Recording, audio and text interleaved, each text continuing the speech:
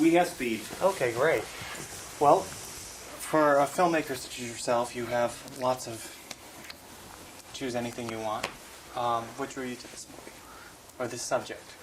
Well, what happens is we read the article that Dr. Oliver Sacks wrote, and the subject was interesting because we found that we could do a romance based on the incredible journey that the real character, Cheryl Jennings, took. Taking a man from blindness to sight and all the difficulties presented a very unusual challenge. And then how that affected his relationship with the woman he loved became the romance aspect of it. So we were able to find a story that had a wonderful romance and yet beneath it all a wonderful medical drama. Mm-hmm. So those two elements kind of came together very naturally. You know what I like? Well, one of the things that fascinate me about a movie like this is you learn something, something you would never think of. For instance, when he regains his sight for the first time, he can't even recognize anything. That just takes you back. You're like, whoa. Yeah, well, you kind of always think that you take off the bandages and you see everything's fine, but he has no visual knowledge. He doesn't know what anything is.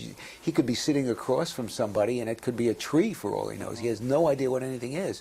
So that's I was amazed when I read it. I said, yeah, that makes sense. He doesn't know what anything means.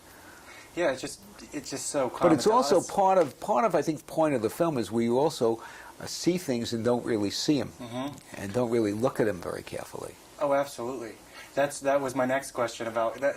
Another fascinating thing is the way, I don't know if this was Val, you, or whoever, he smiles so much when he's blind.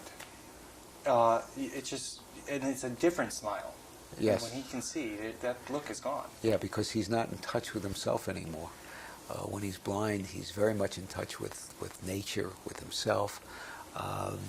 Mira, by the way, is lost. She's driving down the road right in the beginning of the film, and she says, I'm lost. Where he's playing hockey at night in the dark, and he's not lost. He knows exactly where he is. And his smile and his attitude is all of somebody who's very comfortable with himself. When he gets into the world of the sighted person, he is not comfortable with himself. He's unhappy, and his body language changes also. He's just really not as comfortable anymore.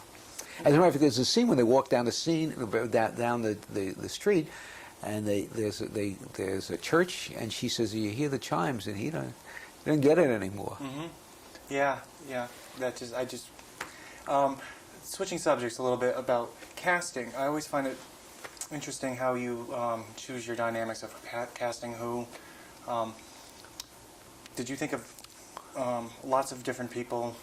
Or did you have someone in mind a little bit, like Val in mind? Well, I had Val very much in mind because I wanted somebody who was very attractive to play a blind man, somebody who moved very physically, and he's very smooth, and somebody who was very much in touch with nature.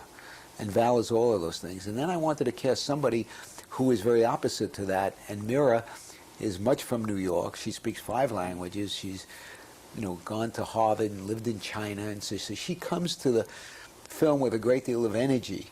So I thought that would be kind of an interesting combination. Put those two people together and see how they're going to react with each other, and see what the conflicts, which you must have for a love story, that will come out of all of that. Sometimes a filmmaker will tell me they've seen so-and-so in a certain movie. Was there any certain movie that Mira might have done that you thought, yeah, that's... Well, actually, you're going to think I'm crazy because I loved her in Mighty Aphrodite, where she plays this crazy hooker, But I just thought the acting was great. But mostly it came when she came in and we met and we talked and all that, and we were very comfortable with the character. So that was really what did it. Now, when you also, the real people behind this, you met them? Yes, the Jennings came in and spent some time with us in New York before we started shooting, and we spent quite a bit of some amount of time with Oliver Sacks as well. I think we've been wrapped. Oh, Went okay, by quick. great. Okay, thank you. Thank you. Thanks for